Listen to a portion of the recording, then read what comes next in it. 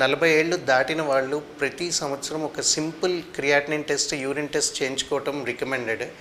అదే కనుక 40 ఏళ్ల లోపు వాళ్ళైనా, పై వాళ్ళైనా బీపీ కానీ, షుగర్ కానీ, మరే ఇతర క్రానిక్ వ్యాధులు లేకపోతే హార్ట్ ప్రాబ్లం కానీ, థైరాయిడ్ కానీ వీటితో బాధపడుతున్నట్టయితే ఎవ్రీ 6 మంత్స్కి ఒకసారి మనం ఈ టెస్ట్ చేయించుకోమని చెప్తూ ఉంటాము.